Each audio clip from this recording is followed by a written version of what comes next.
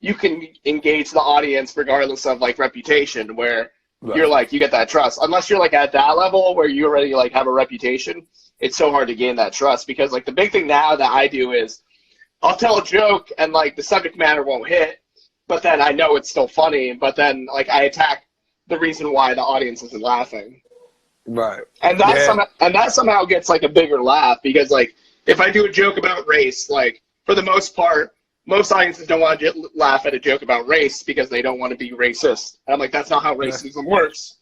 And then if you do a joke about like anything else like that, like people will withhold it. Like if I do a joke about relationships or like flaws in a relationship, my favorite thing is seeing couples in the crowd, and like the one dude laughs, the girlfriend hits the dude, and I'm just like, this is a clear, there's 100% truth in this joke, but it's making one side of the party uncomfortable because you guys haven't had that conversation yet. And I'm like, I know exactly why, but like that's it. Like, because I'm like, things are funny, but like anything can be funny if well written. But sometimes, like, people feel themselves like if they don't laugh at that, it doesn't make it true or doesn't like affect or doesn't change things. I'm just like, it doesn't, because these are jokes, but at the same time, everyone takes things as such, like, especially live and in person, because like everyone takes it to like such an upstanding like level.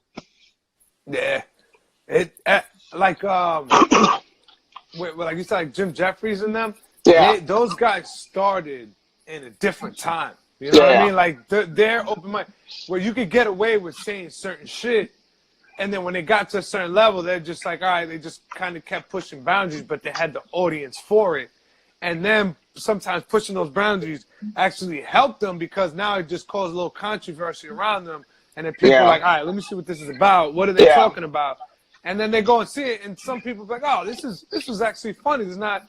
They might have gained a fan, and then they only lose the people that just read the article and then make up their mind because of that article. They never go read that person. They look at the article and they're like, oh, that's a terrible person. Oh, that person sucks. And that's the type of person you don't want as a fan anyway. Yeah. You know what I mean? You don't want to associate with those kind of people anyway. So it's just like you're weeding out the people.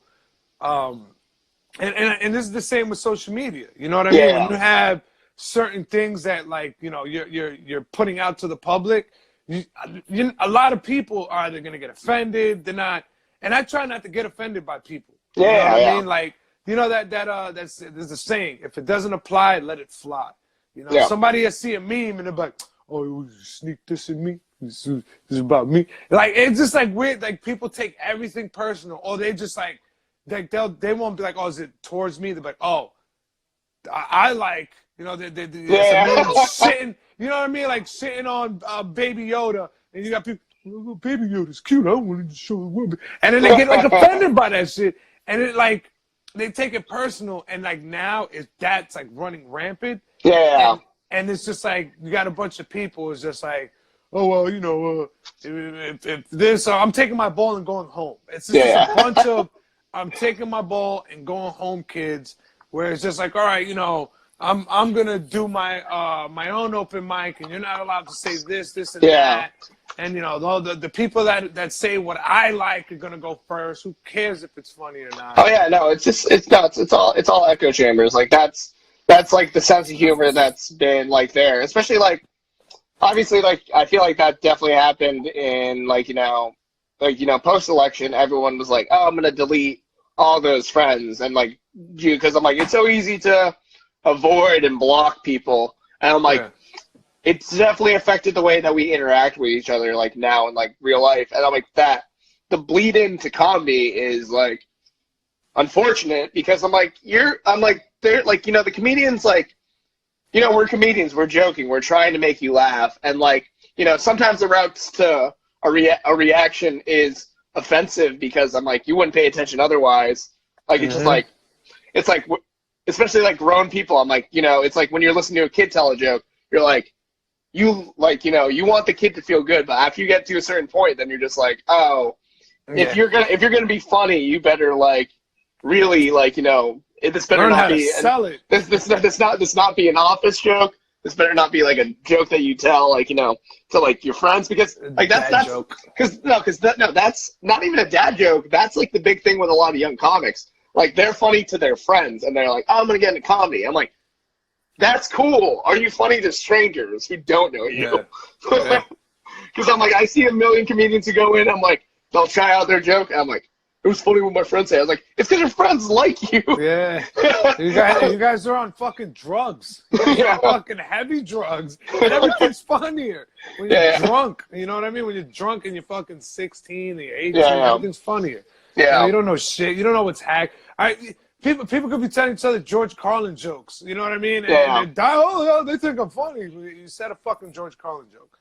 I used to do that shit. But everybody, like, you know, you're a kid. You hear like a joke on Martin Lawrence or Martin or the Wayans brother, and you fucking repeat that shit at school or something. Yeah, no, because you know you're trying to be popular. You're not trying to be funny. But the route that you're doing is being funny to be popular. While in comedy, it's being funny and then getting popular. That's the twist right there. Yep. And it's just like. And you realize it's like, no, nobody wants fucking you to go up there and read fucking, you know, popsicle stick jokes and shit or other people's jokes. Like some people, I have people like Dominicans, like a lot, they do this shit all the time. They're like, yo, you should take Dominican jokes and translate them to English and use them. And I'm like, yeah, but then there's people that are going to know that. And I'm just like, I'm going to be stealing from other languages now. Like, I'm going to be hacking in another language. I'm going to translate hack. Have you done jokes in another language? Because I'm like, that's another thing too. I'm like, if you do jokes in a different language, the sense of humor changes like so much. Yeah. Like, I've done, because I'm like, do you speak? Do you speak? Tagalog, I speak Tagalog. I speak Tagalog. Yeah. Okay.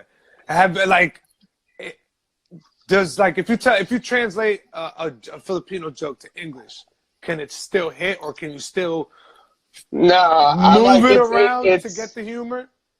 I can move it around. I can move it around a little bit, but for the most part, it's just like it's like specifically there's Filipino stereotypes, but those are universal. But I'm like specifically for the Filipino like spoken word sense of humor, I'm like very, very different. I'm like for the most part, like, you know, Filipinos, I feel like they joke about like family, like, you know, their relationships with their family members. And I'm like, if you don't come from Filipino family or something like that, all that material's gonna miss. It's like if you're gonna tell me a bunch of Dominican jokes, I'm like, yo, we don't do that. Yeah. So some translate. Some Dominican jokes translate because it's all like most Dominican jokes are all sexual. They're fucking perverts. Everything is like a lot of the jokes I know are all sexual and they're very primitive, you know, like So it's just like they can be relatable, but then there's certain things like if you say it like it'll be a saying that's funny in Spanish, but then you translate it to English, I'm like, okay, I don't get that. You know what I mean? It doesn't make sense to me. Yeah. But I did it was like a show on Dykeman. It was like 207 up there, like fucking uptown.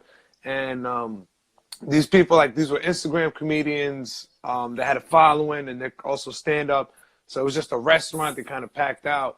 But nobody was paying attention to any, like, people were just talking on top of each other, smoking hookahs, drinking, fucking, you know, there was a baby shower in the corner. And Dykeman baby. And then fucking, I go on stage and it got to one point where I'm like, I'm just talking shit. I'm riffing in Spanish now. And when I was getting the laughs, I was like, wow. You know what I mean? I was like, maybe I can be funny in two languages. Yeah. But can I write a Dominican joke? Can I write a joke in Spanish? Like, I'm riffing. That's like kind of that's kind of me just being myself and knowing what Dominicans think are funny. But can I write a joke in Spanish? Like, write a whole bit. Yeah. Like, I don't know if I could do that. I don't know if I could sit there and have the patience to try to work it out either. Because I don't think in Spanish. That's true. That's true. Like, what people like my thoughts are in English. You know what I mean? My mom's thoughts are in Spanish. And then you have to translate it, then say it. So it's hard to kind of just be. It's hard to kind of flow with it. But my grammar and my accent, since I'm fucking Americanized, it makes it more humorous because I sound like an idiot speaking. You know what I mean? It's like the English teacher. Por favor. Sucking two bibliotecas. Yeah. But that's not the humor you want to sell. You don't want to be like, oh, I want to be like, intelligent and like, sound like, cordial, but like, just unfortunate. Because like, so not even just telling comedy, but like, if I go to the Philippines and I speak Tagalog, like, my family's just like, don't speak Tagalog because you're gonna get robbed. Because like my American accent and like dialect comes through, I'm just like, oh shit. I'm like, all right.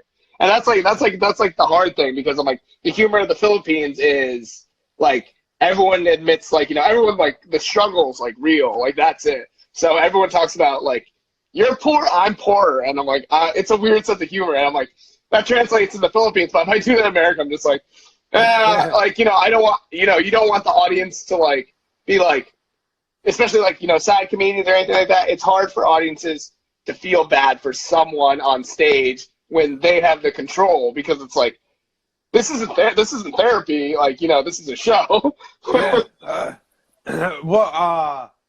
This Tennessee comic was talking about how Atlanta comics all of them do like personal jokes, like, and then like he did an impression of him and everything. It was fucking hilarious. And he's like they go up there with their diaries. Like, they don't go up there with joke books. They go up there with their fucking diaries instead. Just putting out their personal life. And I'm like, a lot of my stuff is, I try to use personal stuff, but I also try to find, like, like fucking something like weird about it, like thinking. I try to think outside the box. You know what I mean? Like, I try to do that a lot. Yeah. Because like, I'm the type of person, like, you ever watch a movie and you start predicting shit, and like, this is, like, early on, like I'm that type of person. You're like Scooby-Doo. I'm like, that's the guy. Yeah. Like, I saw that. I saw this coming fucking 40 minutes ago. Like a lot of shit. Or like, you're just calling things. Like, and it's not like you're fucking psychic. You have superpowers. It's just fucking patterns. People are predictable. People, like, it's like playing chess. Like, my favorite thing to do in chess, like, I have this phone app game, is you can submit. I play time games and stuff with like live people. You can submit moves, because all right, if I move this piece here, you have to move this to defend that. And sometimes I can think like 5 moves ahead. So the game gives you the option to do that. So I'll put the 5 moves ahead. I'll do it plop, plop, plop, and hit submit. And it fucks up the other person sometimes because as soon as they move, my move automatically goes. It just goes boom. And then when they're like that, and it just happens like 3 times in a row, they're like, holy shit, what the fuck? It's like, this guy, they know it's pre-move.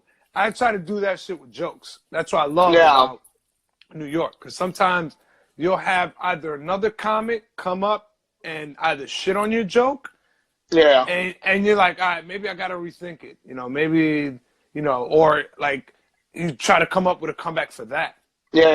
You know what I mean? You try to come up, it's not like, as far as predicting, you just like learn patterns, and you learn that, everybody's predictable. A lot of people think the same.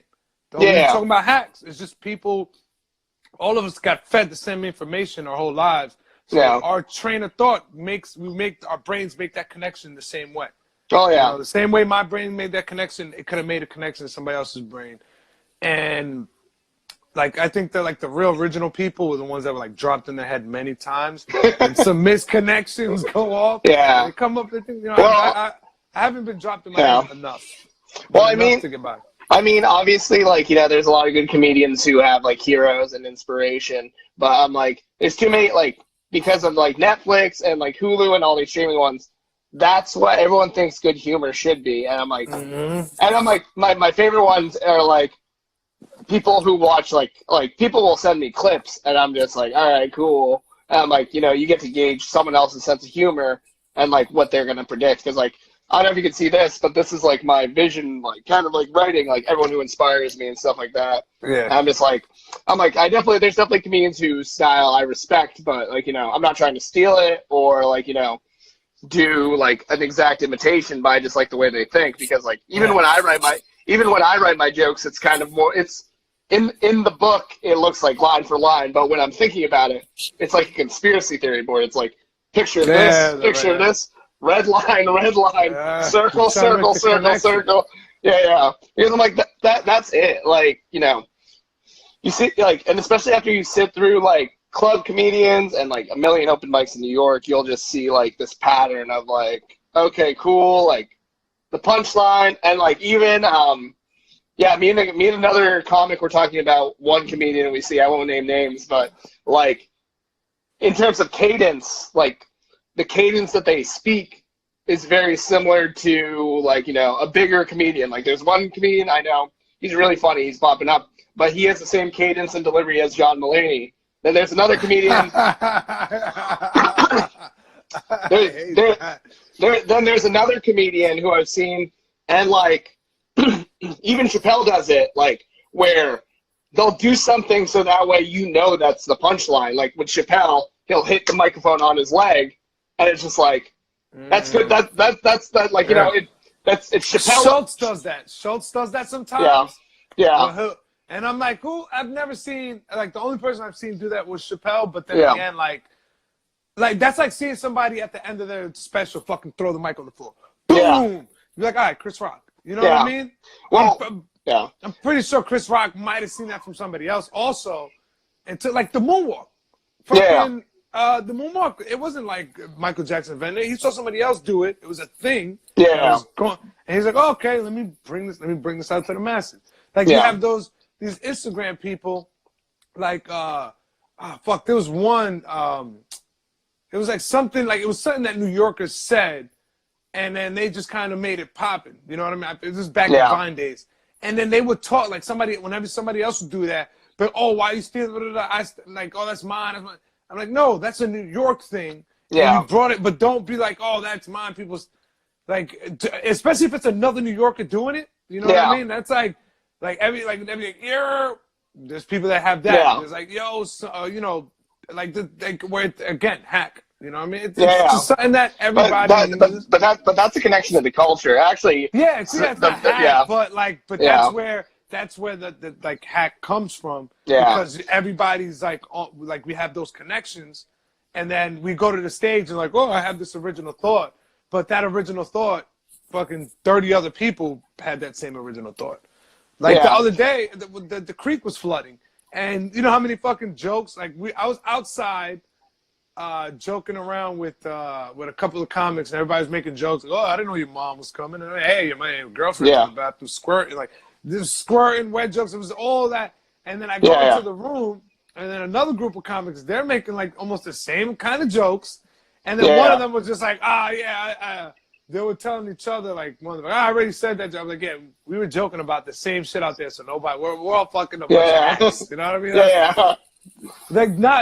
Like Nas has a song. There's no idea original. There's nothing new under the sun. That's a Bible quote. That idea is not original. That's an idea from the Bible. Yeah. So that goes to show you that's why it's very, very few comics that can think outside the box. And those are the ones that take risks. Because everybody has that uniqueness about them, but they don't bring it out on stage. They're scared. 100%. They're scared to bring it out. Yeah. Well, I mean, that's also the thing that I'm like, why I'm very anti-club, because like, you know, again, like they build their model on like what they've seen successful, and I'm like, you'll see like the hack comic go through, like when we were talking about cadence, there's another comic who got passed, and like his thing was like, you know, to let people know it's the punchline, he extends the punchline. So it's like Aziz Ansari, where he's like yelling the punchline out. It's like, and I'm like, there's some people that even sound like him. Yeah. And I'm like, if I sounded like somebody, I would want to like fuck up your voice. Start smoking more cigarettes. Hey guys. Like, fuck, now you sound like Joan Rivers now. Yeah. She's not around anymore. That's original now. The young kids don't know about her. Yeah. But a lot of things too, right? Because this is another reason I like about you. You embrace social media. Yeah. A lot of comics I know are scared of social media. There's so many comics out there that could be so much farther in, you know, where they're at, if they just embrace social media a little bit. They treat it like because a lot of the older comics who didn't grow up on social media, who probably still have flip phones, like, hey, you fucking giving shout outs and fucking, you worrying about likes and tweets and all that fucking gay shit, and then they stay away from it because it's like, oh, you know what I mean? Like with the whole thing, remember with Burr's like, oh yeah, you wearing with a man using an umbrella? I mean, what are you, some type of fat fucking collar? Lift your shoulders, be a fucking man. Yeah. And then everybody's like, all right, let me stay away from this shit. And that they, like, a lot of them are gonna get left behind because they don't realize that it almost goes hand in hand now. Oh yeah, no, 100%. You look at a lot of, even like the kind of seasoned vets that are coming up, like Mark Norman, Sam Morril. They're fucking Andrew Schultz. Perfect example. Perfect fucking example. If that guy would have had that mentality of social media, oh, what the fuck am I doing? He still would have been just fucking Charlemagne's fucking little right-hand man. Sanders I don't know why I'm saying that. Andrew Schultz is the name. But you know what I mean? Like, that's what he... If he didn't embrace social media, that's where he would be. He would not be where he's at. But he was like, yo, there's something here. Fucking... And it's been going on since Justin fucking Bieber. Yeah. All those other... Bo Burnham. Perfect fucking example. That guy is like in a whole other lane. That guy... I have more respect for that guy. Yeah, you and me had that you and me had that personal conversation about Bo Burnham, because I'm like... Because, no, that's it. Like, you know... Because comedy, again, like, you know, we let so much define comedy. Like, you know, credits. Like, you know, I've seen comedians who have credits who, they have the credit, it's cool. But then I've seen them live, I'm like, wow, that was so disappointing. Or, like, you know, comedians who, like, you know, festivals, comedians who are, like, online and stuff like that. And Bo Burnham, like, he wasn't a club comic, and he was just, like, funny online. And I'm like, and then as soon as he took to the stage, like, they're just like, oh, your comedy's weird, like, it doesn't really fit in. But I'm like, I'm fully engaged in the Bo Burnham show from start to finish. Like, there's no weak point, and I'm just like, because it doesn't fit the format, and that's it. Like, and the reason why I think, like, you know, I in all honesty, I hate social media because of, like, a lot of different aspects, but, you know, like, you know, it's kind of like audience engagement. Like, you know, people, like, I'm still funny when I'm just, like, going on rants in between. I'm like, you're not on my shows, but you know I'm funny regardless. And, like, I might have, like, I might talk about something that, like, you know, hits online with that, because I'm like, there was, I was thinking about writing an article about this because, who was it? Patton Oswalt did, he spoke at Just for Laughs in 2012. And he spoke about, like, you know, comedians and gatekeepers. And this is before, like, you know, because I think comedy's saturated, especially online and everything now. But at the time when he was speaking about, like, that, he's like, comedians get the chance to be innovative. And all the previous gatekeepers, anyone who's holding clubs, doesn't get to dictate that anymore because of smartphones. Like, you know, because that one, like, you know, because before, like, you know, like, even getting a tape for a comedian, you had to bring a camera. Now you can just, like, set up your phone in the corner of a bar, and you're like, oh, this is a video. Like, and, like, because, like, I've seen really good comics on, like, low quality, like, iPhone videos that crush. Like, you know, and, like, the audio was good, the video was bad, but I'm like, crush. And I've seen, like, high quality, like, videos of comedians just doing crowd work and pandering. I'm like, there's no punchline there. So high quality basura. Yeah, exactly. Even, like, you know, like HD basura. Like, that's it. high quality bullshit. Yeah, but that's so true. Yeah, I've seen right, and I'm gonna only say this because the alcohol is, and this is not bitter. This is not bitter. This is me, and I respect the game. I understand it. But this is me just addressing the obvious, right?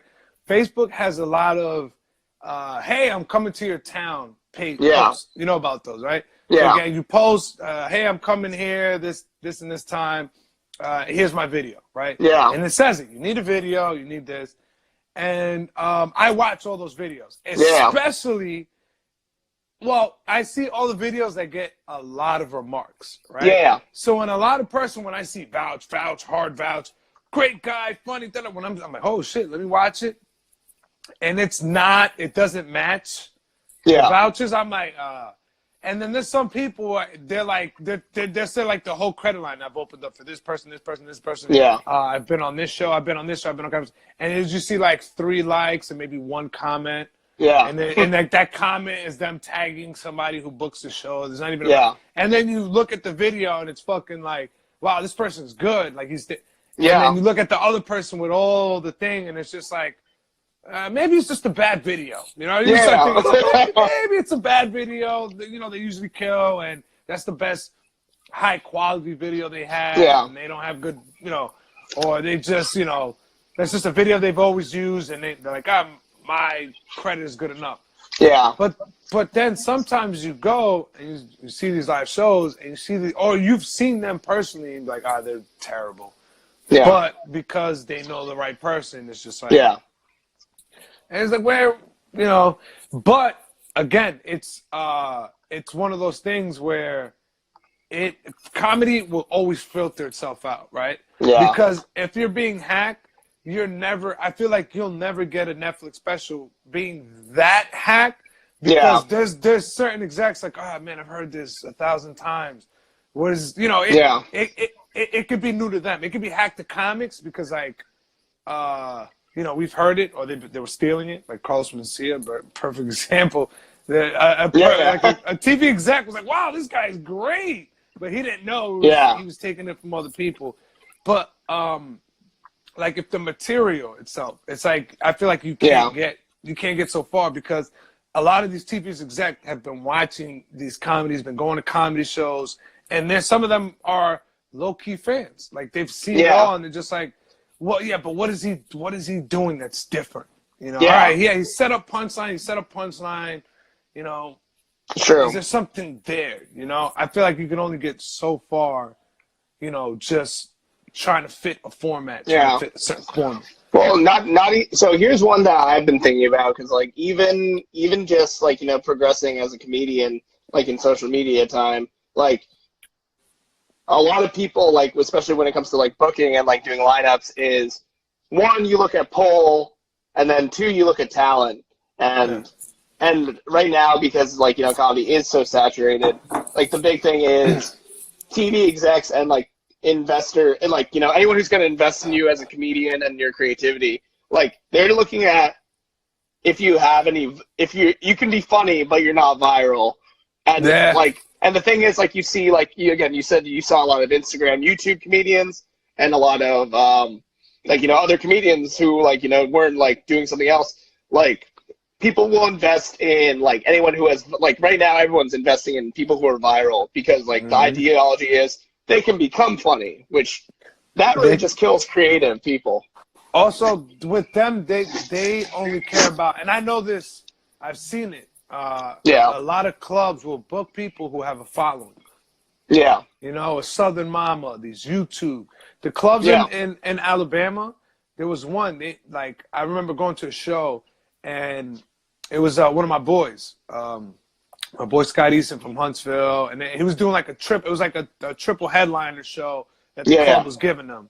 And I went there, I get to the club, and I just see a fucking insane amount of hot women. Like, not just like, they were in groups, like hot blondes, and like just, it looked like, I was like, am I in LA? I've never been to LA, but I'm just going off the stereotype of LA. I'm like, am I in LA? It just looked like that kind of vibe. All right, we went past the hour. We got cut off.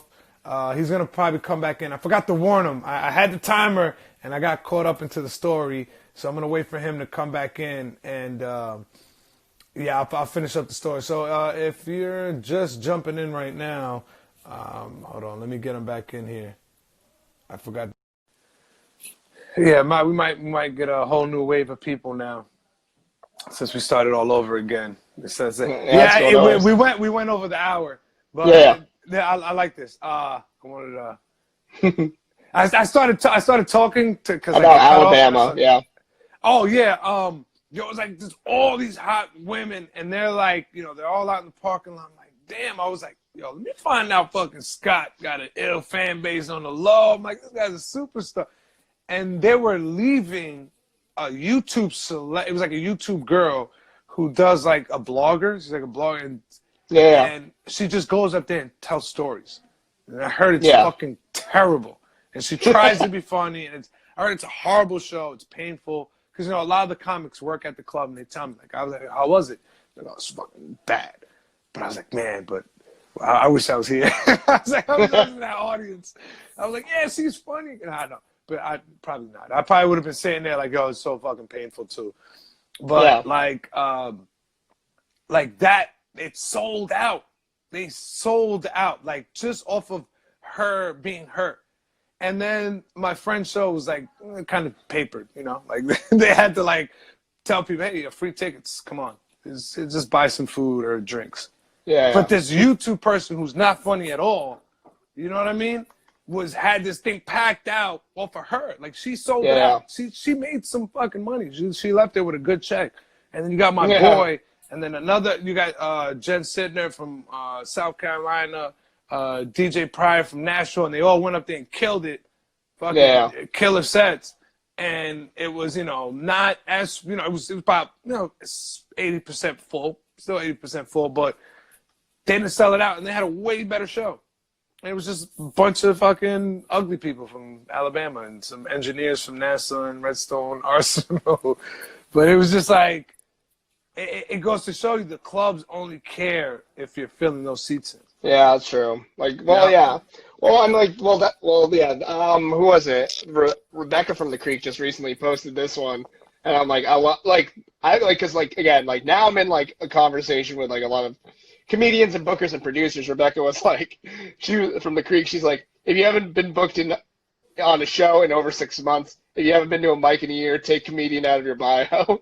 And I'm like, and she's like, this art form is only self-appointed in the beginning. At some point, someone needs to want to see your act. And then it goes better. It's hashtag try drawing, hashtag keep it moving, and then next. Because I'm like, there's like that, like that's the big thing. Because like even if you're not a comedian and like you're a producer of shows, like you're still in the comedy industry. And like I like the reason why I promote like the independent shows is because producers understand that they understand the next big act, not someone who's already like filling up seats. Because I'm like, in order to build a brand, you want to get the talent early, and you want to help them be part of the growing process, rather than being like, oh yeah, we have the person who fills the seats up right now, and I'm like, we're not always going to have that guy, but we know what's like going to be coming up next. So you want to keep people interested in that way. So, but you got to also look at how business, like with the Chappelle thing, like, oh, when art meets corporation, get ready, get your fucking heart broken. This is one of those examples. You got these comedy clubs that are struggling to fill their seats up. You know what I mean? They're papering rooms. Nobody wants to go see live entertainment more. They got 30 fucking streaming services. They got their phone. You know what I mean? They got so many drugs to do now. Nobody wants to leave the house. So to get people to come to a comedy show, you know what I mean? Like, it is a big thing. So if they can get, a bunch of, losers who just watch, somebody who talks, about, it mostly lies, they lie. Yeah. A lot of those YouTubers just lie. They make stuff. They're like us. They're liars. Yeah. But we admit it. Oh, no, yeah, no. It's kind of like Logan Paul, all that bullshit. You know what's crazy? I remember Logan Paul back from Vine days. You know what I mean? Yeah. And he was terrible. He literally used to, like, he'll have, like, a carrot. Or he'll get a lighter. And he'll be like this. He'll be like, hello? Hello? Hello? Oh, this is a lighter. And then it'll go, I'm not exaggerating. That was a bit of it. He'll do that. And that would be going viral.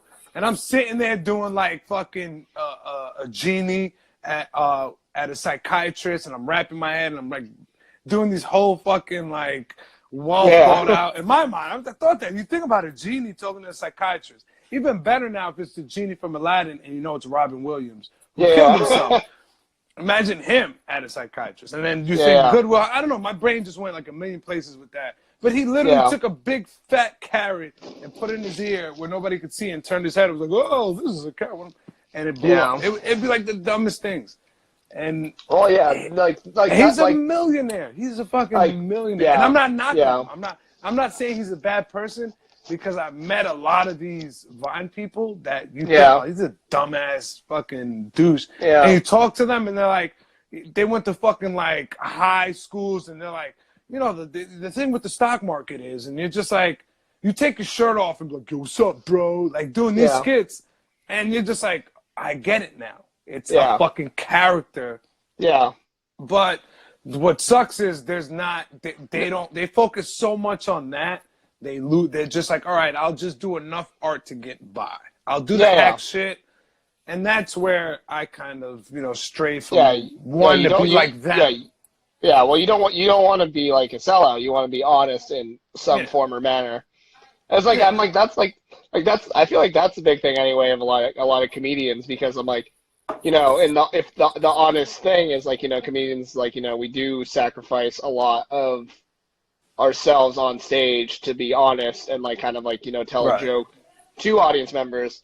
But then that's like the same reason why Chappelle made his commentary on like Martin. Like, you know, Martin was super successful and he took time off. He's because the industry does that to you. And I'm like, you know, you can't ever be dismissive of like, you know, that, because no one's used to that level of fame. Like, even though like, you know, I do hate like the Vine stars and stuff like that. Like, you know, they're not doing comedy. So I'm like, everything is like, you know, fake. They can fade out. No, some of them are. Some of them still are. Some of them are still out there. Some of them, I'm still seeing them pop up on flyers, and but I honestly, I can't knock it though, because they're still working on it. I never, you know, Chris D'Elia. Chris D'Elia, D'Elia, I did not like him at first because he literally, his first popular video I seen was dead people be like, and then it'll just be like, it'll cut to somebody laying on the floor. And it blew up, and it was funny. But then I watched a lot of his other shit, and I was like, I don't get it. You know what I mean? Yeah. And then all these people started. It wasn't comedy that resonated with you. But then, like, you know, he built up a following off that comedy style. He built a following up for social media. Justin Bieber liking him held. But also, he still was fucking going out there, hitting those mics. He's still performing. And like, I see stuff now where he genuinely makes me laugh. And I'm like, all right, you know what I mean? Or like a DC Young Fly. DC, like, I thought he was just Instagram comedian. I was like, oh yeah, I'm gonna do comedy now. I'm like, what the fuck? And then I saw him live, and I got to like meet him, like, and talk to him for like probably like 10 minutes afterwards. Yeah. And he did like a testimony after the show. And he's like, yeah, man, I got stabbed. I got all this fucked up shit happen to me. Comedy changed my life. And he was genuinely funny, and like literally, like he went off and ripped off of what was going on in the fucking theater for like the first 10 minutes. And I got some of it like posted on my Facebook. And it was like literally, it was so like, I'm like, this fucking guy is definitely ADHD. Because he's just like, this guy got a and he's jumping around. He's like, yeah, I don't know, there's like 100 people. And I'm like, yo, half the people down here don't know what he's saying. Because I when I started, I was up there. And then because my boys were on the show, I got brought down lower. Yeah. And you could see there was literally like 100 people backstage. Yeah. And you know, as a comedy show, imagine 100 people like around, like you're doing this and there's 100 people around, just like in Tuscaloosa, Alabama. Yeah, you know what I mean? Like hood, it was just a hood. Like I was the only white, light, or anything person there. Like I was just, there was no Mexicans, Puerto Rican, nothing. I was just the only non-black person there, and it was packed out, and it was more packed out backstage. And he just went out and just started talking shit about that. Yeah. And I was like dying. Like, it was just like, when I saw that show, because I went there because literally my boys were opening up for him and hosting the whole show. They kind of got thrown into it. I was like, fuck it, let me go. And let me see what it's about. And I was like, yo, I'm a fan of this guy on a whole new level. And then I found out that he was literally in Atlanta hitting mics for 4 years. He wasn't just doing, like, he just wasn't promoting it. You know what I'm saying? He wasn't like, oh, yeah, I'm at this mic. Yeah, I'm doing Laughing Skull mic. I'm doing Punchline. I'm doing Atlanta Comedy Theater. Nah, he was just doing it on the low and popping on Instagram. He was just like, yo, he kept them separate. Because I asked him. I was like, yo, how long you been doing comedy? He's like, yeah, you know, I started 2013. I was like, I'm like, wait, so you've been doing it as long as you've been doing the Vine shit? And he's like, yeah. He's like, and I'm like thinking about it. I'm like, when I started doing comedy, that's when I was just like, all right, I've been doing the social media thing before. I never stuck with it. But when you hear people like him and all these other people, it's like that's literally the game now. Andrew Schultz, I feel like Andrew Schultz showed a lot of the older comics too. Like, yo, this is it kind of goes hand in hand now. You know, you need this is your street, you need to be operating on. This is your street team. You know, before back I don't know if you know about, like, remember Hot 97? Hot 97 you know, team. you had to come on the radios and everything like that, Yeah, they had people out there putting stickers everywhere and handing out flyers and T-shirts. Now you do it literally all from your phone. You can still do all that other stuff to still physically put it out there, but you can do all that right from your phone now. Yeah, no, that's why like even like the whole premise of barking, I'm like, we all have phones. I'm like, I can bark in the audience members when I'm standing outside. I'll just shoot some text. Like, yo, what are you doing right now? What are you doing right now? Yeah, exactly. Yeah. Yo, people don't know how easy it is. Like, when you have, like people shit on bringers. Yeah. And I'm like, bringers is the same thing as barking. Yeah. But with strangers. Barking is strangers. Bringers are with people you know. It's like, all right, fill seats and we'll give you stage time. So, like, I never got when people shit on either or. I'm like, it's all about, you have to get that stage time. I can understand if you're like 20 years in and you're still out there barking. Then I can understand somebody going like, all right, guy, come on. But, you know, when you're starting up, you gotta do it whatever way you can get it. If you're texting every family member, every friend, hey. Well, yeah, 100%. Like, even if you don't do the bringers, like, you know, if someone's not going to provide you a stage, I'm like, make your own stage. Like, that's half of it. Like, I feel like, you know, like, again, like, I'm really about the independent scene because I'm like, New York is hard, but I'm like, if you make your own show, not only do you give yourself a name as a producer, but I'm like, you also, you know, you give yourself a stage. You can go however long you want.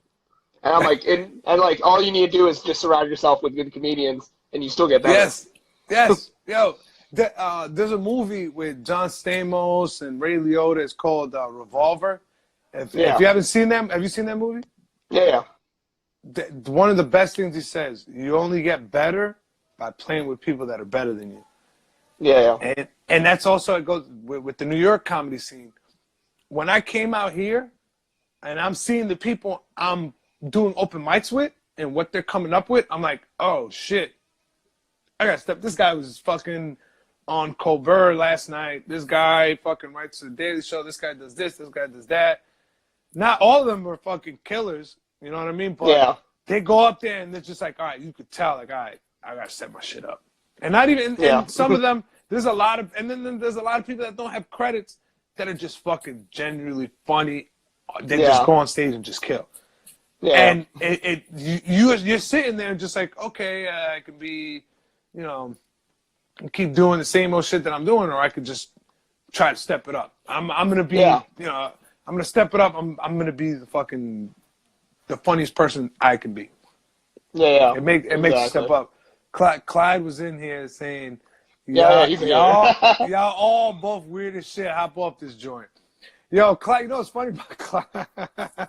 Speaking, he's not in the chat. Go off. He's not watching us anymore. Go off. No, if he's in here, I'm gonna go off on him because I have to ask him a question. That's my vision board. I haven't filled it up yet. I just put my debt. I just put all my bills on there. That's my vision board. How broke I'm gonna be. Nah, he left. But but Clyde's another one. He's very fucking social media. Very social media savvy. He just needs to write new jokes. You know what I mean? That's it. You know. I'm just tired. I'm just tired of hearing how you look like Will Smith who eats bagels. You know?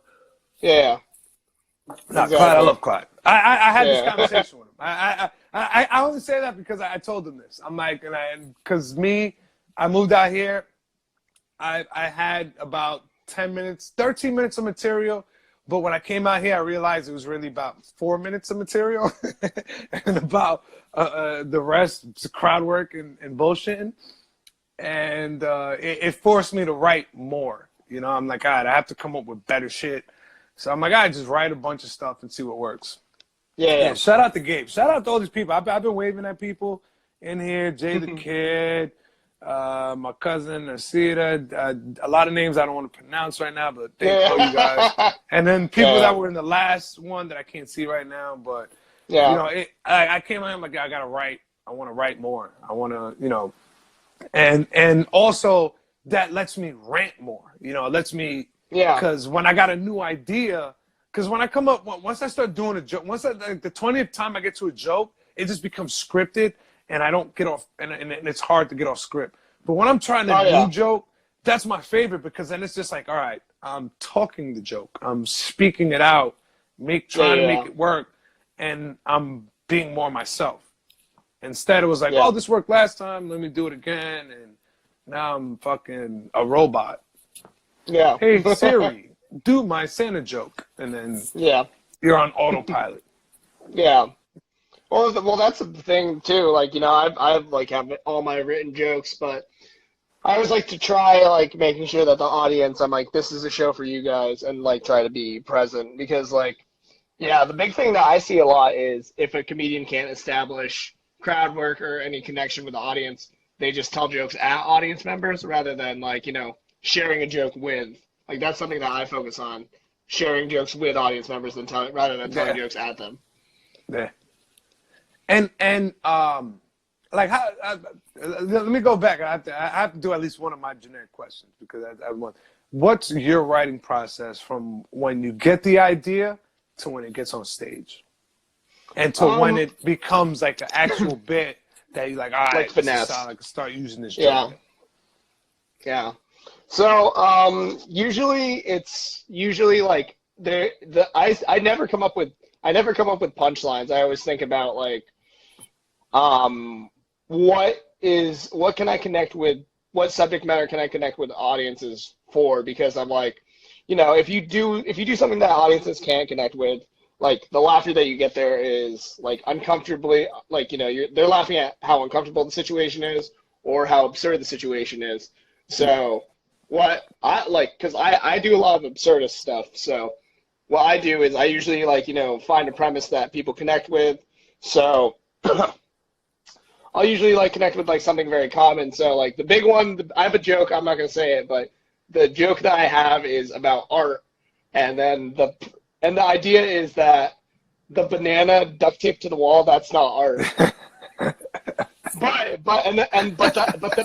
is that? What is that? Somebody took Kanye and put the Kanye, his silver suit over a banana. Yeah. But like, I'm seeing people duct taping things. What the fuck is that? Yeah. So because I'm like that's like, you know, we like it, but it's not funny. But that's like the initial idea of the joke. And I'm like, and now I've run it a couple times, but I'm trying to make a joke about how dumb things become viral, because I'm like, that's the dumbest thing ever, and everyone's jumping in on it. It's like everyone's jumping in on the banana, everyone's jumping in on Baby Yoda. I see Baby Yoda all the time. Yeah, it's a nightmare. Yeah, I think that's why. You know, it's funny. I didn't see that Bill Burr thing. I thought you meant Bill Burr killed Yoda, because I'm like, oh, okay, that makes sense, because, you know, then that means Baby Yoda's not going to be in the new movie, and that was just the thing for the show. Blah, blah, blah. And then I see the thing, and I was just like, oh, he just dropped. Like, I think, yo, fucking Bill Burr came out guns blazing and fucking dropped Baby Yoda like a fucking little bitch. And I was like, yo, fucking Bill Burr is cold as hell. But he was such a bitch in that show for being such a top killer. But it was awesome. That episode is probably one of my favorites in that fucking thing. And like, I don't speak, but fuck, I got so excited about that, I forgot. But everybody got excited about Baby Yoda. Everything is fucking. But they like, oversaturated. That's why I hate Kevin Hart. I not hate him, but that's why I couldn't get. When I was on Vine, every like 80% of the videos on the popular page had Kevin Hart as a punchline. They're like, yo, you ever be cheating on the test and you look over to your friend and then they're covering their paper and then they do the Kevin Hart, it cuts over to the clip. sugar. Yeah. Or just pineapples. And it was just like, that's all you saw. They took it's two just specials. gifts. It's just gifts. That's all they're doing. They just take the gifts. Yeah, and that's literally it was just lazy joke writing. It was just like, all right, I'll have this video do the punchline. I came up with the premise. This joke does the punchline, and like that was all you saw. So I was just like, all right, I'm tired of this shit. Like, so when I saw the special, so they killed that special before I saw it. It's like I didn't see Star Wars before it came out, but it ruined Luke, I Am Your Father. Because it was so ingrained in pop culture. That's what happened with Kevin Hart with me. They killed Kevin Hart because it was just so everywhere before I saw his half hour special, and I'm like, oh, this dude's fucking hilarious, this is great. But before I got to see the other ones, social media ruined it, and it put him to a certain level where it saturated you with the comedy style that Kevin Hart had. Yeah. And also my cousin, who me and him just clash about everything, religion. He's super Catholic. He lives in Alabama, the one that lives in Alabama. He was such a Kevin Hart fan that I was just like, all right, I went at him so critical. And he showed me the half hour special. I'm like, God, this guy's hilarious. But then social media fucked it up for me. They blew it up. I'm gonna one more generic question because I always like to know. Yeah. What put you into comedy? What led you, like the thought, like, all right, that led you to your first open mic, and then how did your first open mic go? Yeah, I'd say I was just like a weird kid who had like opinions, and like I wasn't like social enough that I'd like display them. Like I did like a lot of like different things to like kind of have like a voice, but then like everyone kind of ignored me and stuff like that, and then I'd say that like I like being right a lot. Like, no matter what, comedy's ego run. Like, there's a lot of comedians I'm like, if you have no ego, you're not a good enough comedian to command a stage. If you have too much ego, then you come off as arrogant to audience members. So when I first started, I was arrogant. Like, I was like, I'm going to tell shock value jokes. I'm like every audience, if they don't get my jokes, they're dumb and shit. So what really got me into comedy was like I just had like a lot of opinions, but like like people would speak over me, like just all this stuff, and like I was like so used to like just being on the sidelines, but then like that like little taste of just like me being able to like control a room, and tell jokes and like still have it hit, because like if you're someone who just like spends all your time on the sideline, you kind of like invalidate yourself as a person. Like, there's people who just exist. And I'm like, oh, cool, you're background actors in life. And I'm just like, no, I want to be in the front. So that's pretty much that's pretty much what ended up happening. I was like, all right. And then like, I'm like, that like, I feel like I have something different that no one else can offer. And that's what really made me go into comedy. Because I'm like, I have a voice for a couple different groups, but no one has the voice that I have. So, and like I'm very grateful that like you can tell jokes because of like your race, where you're from, your orientation, your age, where you went to school, blah blah blah. And like that's what makes comedians so personable, because you can take all that on your back and go on stage, or you can completely separate yourself from all that and then just be like your thoughts. But like whenever I go on stage now, I'm just like I hold it down for everyone. I'm just like backpack. I'm like, all right, because that way you don't have just one mask. You have everything. There's I said that the whole arsenal, right? Like having every tool. The first interview I did on this, the number one I did at Stardom Comedy Club. He was Instagram. He had they got over 100,000 followers. He's headlining at the Stardome. And he told me, he was just like, when you're a comedian, you have to have different tools in your tool bag. You have to have different things. Or I think it's weapons. I think it's different weapons, right? It's like crowd work is a weapon. Having jokes, being personal, like every little thing, you have, and you have to, strengthen all those tools, And like there was a time where I was like, you know what? I'm just gonna go up and not have anything planned, because I was just like, all right, I can't write anything, but I still want to go to open mics. I still want to get the stage time. I still want to do the 10,000 hours. So I have to just do anything. So it's just like, and I feel like that's how people find their voice, because it's just like us. Sometimes it's like, all right, you host the open mic. So there's certain times it's like, all right, well, we always have something to say, but sometimes like it's just like, all right, you know, is this gonna work today? But we still do it. You know what I mean? Like we still go out there and we still try things out. We still work things out.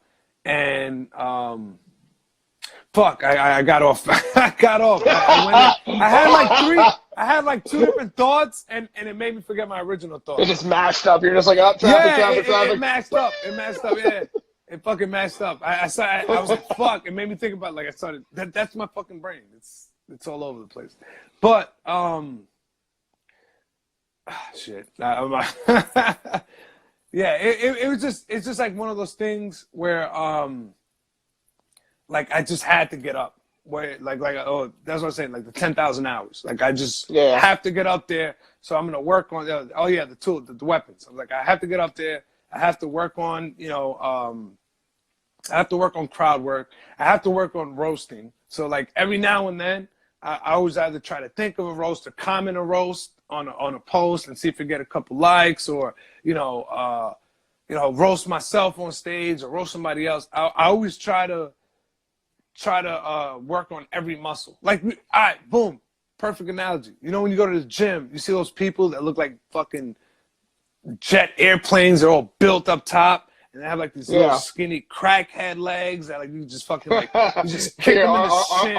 Arm day, leg day, Yeah, you just see them just walking around like this, and the skinny ass thing. They're just like a fucking airplane, and that's what it is. They like those legs. Like, oh, you skipped leg day. Oh, you didn't want to roast.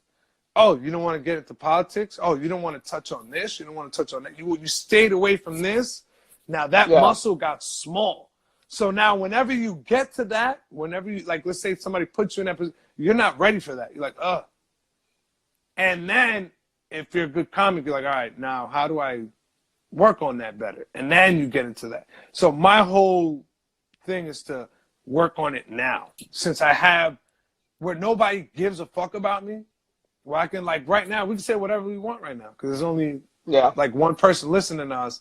There'll be a couple other people that listen to it later on, but right now, it's not like we're Howard Stern level where everything we say is being recorded and it's going to make the news. So, like, this is our time to practice saying what the fuck we want. You know what I mean? And seeing what the fuck works. And that's all it is. This is us sharpening our weapon. This is us, you know, we're white belts trying to get blue belts, trying to get, you know, we're trying to work up the ranks. Yeah. That's all it is. Yeah. Oh, yeah. So, this is a good podcast. It's fun because, like, it's good for fucking comics. I actually stole this idea, even though it wasn't their idea. It's just something that happened sporadically. They did it naturally, and I was like, that's a good podcast idea. It was Godfrey, comedian Godfrey. And he always does lives. If you follow Godfrey, that guy's on live. You get his notifications at least 20 times a day. And he brings comedians, like he'll be on there, and sometimes a comedian will jump in and they'll start talking. And that would be, I'll be stuck there like this. Like, what? They're giving you the game. They're giving you the experience.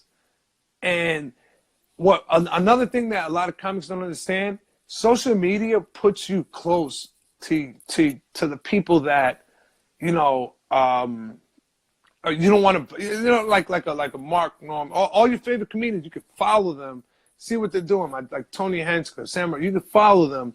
You get to know them, learn, you know what I mean, study them. You listen to their podcast. They're telling you what they went through. And you're like, what? That stuff you would have only got in the green room if you would have been opening up for them. You know what I mean? Like that type of knowledge, those stories, you only would have got if you were lucky enough to be around them at that time. They're giving you that shit for free. They're like, hey, here, have this wherever you want. It's so accessible.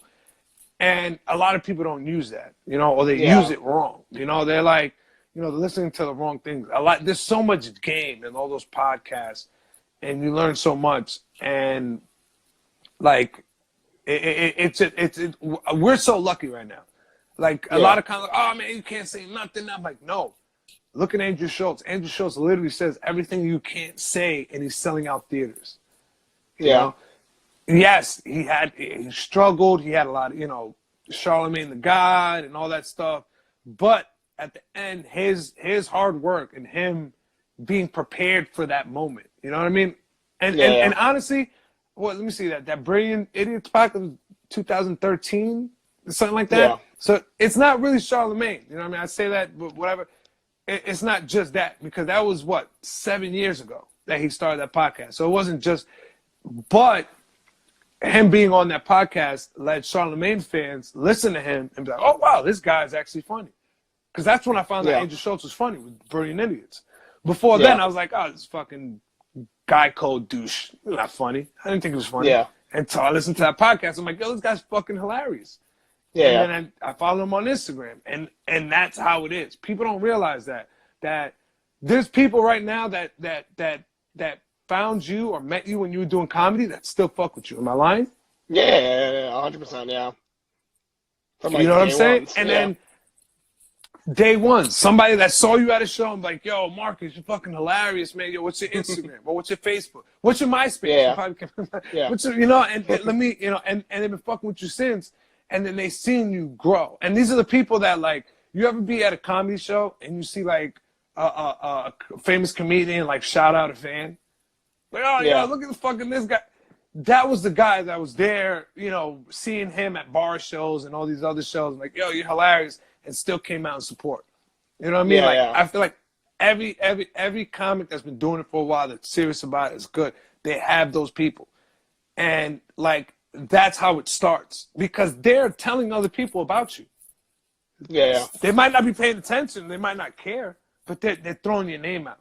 You know what I mean? And they're planting that little seed here and there. And then next thing you know, it just keeps going. It's word of mouth. But now you can multiply your fucking word of mouth tenfold because you got social media now. Yeah, exactly. And nobody wants to use it. Nobody wants to use it. Everybody's scared. Even when people everyone's afraid of ruining their brand or looking bad to industry. So that's it. Yeah. But they don't realize they don't even have a brand. Yeah. They don't even have a brand. Like to have credit, to build credit, you have to start taking loans. You have to get a credit card. You have to start, you know, it's the same thing with comedy. You know, like one of the people that I had asked to do this a while back, they were like, oh, I don't know, because, you know, I got certain people watching, and, you know, I'm kind of, you know, it's live. It's not like you can edit what you say. It's not like you can take out, blah, blah, blah. Yeah. And I'm, like, there was one person, and I respected it. He was like a medical, registered nurse, and, you know, that was his job. He's like, a lot of coworkers, he's like, can you please not smoke on the live? Because I would fucking literally be talking, and I'd just pull out my ball and be like, or smoke a joint, or hit my pen. And he's like, can you not do that? And I was like, oh, yeah, hell yeah, I respect that. And he was like, nah, man, you know, my ex, and, you know, I'm scared of people popping up. He was more worried about that. It was happening live, and anybody can go on there and say what they want. Yeah. And he goes like, yo, he's like, I just gotta, you know, I don't want to say too much, but like, he was just like, parent, I'm just like, you can't be scared to take risks in comedy. You can't, especially now when there's so many comedians. Look at that girl, with the Jeffrey, was it Epstein? No. Fuck, what's the guy? Harvey Weinstein. Harvey Weinstein. Kelly Bachman, right? Yeah. You know, she was like, every comic there probably saw him, thought of something funny to say, but I was like, I'm not going to say it. Or probably didn't even think of nothing, because like, let me not even go there. Yeah. And she went up and was like, yo, fuck it. Yeah, no, seriously. He's here. Yeah. Listen, and I respected that more. Even though, like, she could have, there was so many funnier things she could have said, but that's just but me. Hey, I mean, but that's real life. That's real. Balls. I saw her keep it at real Star Bar, and I shook her hand. I was like, I have so much respect for you. I'm so, like, yo, much respect for what you did, because there's so many comics that would talk so much shit at mics, and joke about the guy. There was probably, I guarantee there were comics on that lineup that probably had some funny Harvey Weinstein bits. Yeah. And it was just like, yeah, let me not do it because it was scared. And she went up there and was just like, yeah, fuck it. I have to say something. You know what I mean? Like, but she gained so much from that. You know what I mean? And not even just like the follow, because she's probably looking at that video like, damn, I should have said this. Damn, I should have said that. Man, if I was, I should have said this instead. So it was a learning experience on top of that. Because as soon as I saw that video, I started thinking, I was like, if I was in that position, what would I have said? You know what I mean? What would I have done? Yeah. Because I probably would have folded up too. I probably would have said something like defending him.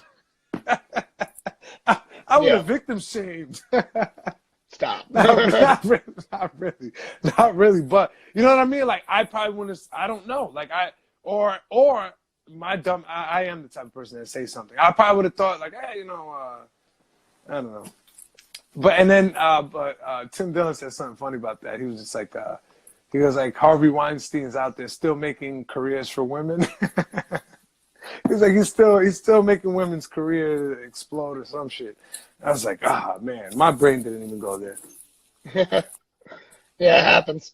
So yeah, dude, this was fun though for sure. Yeah, I'm gonna have to try it out. Yeah. I meant to start the new one to just kind of wrap it up, but we got caught up in it. But yo, if you want to finish it off, it's on you, man. Whatever you want to promote. Make sure you follow him. Yeah. You seeing this? Follow him. Watch his story.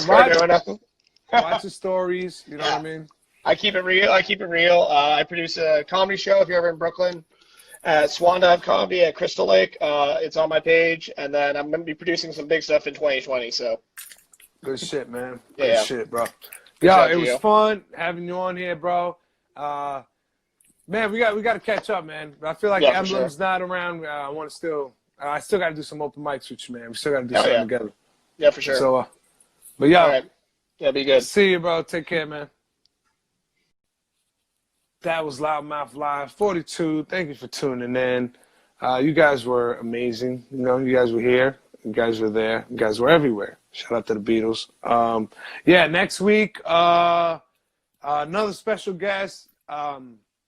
I kind of do these randomly. I pick people I like to talk to. Marcus, I've had several conversations with him. I like what he does on social media. I like what he does on the comedy scene. I like what he does on stage. It's tune in. If you're not following me, follow me. If you're not following him, follow him. Support the culture, people. It's one of the last true forms of fucking art you'll see out here. Everybody's they're taking the language away from us and all that bullshit. But yo, Loudmouth Live 42. Tune in next week.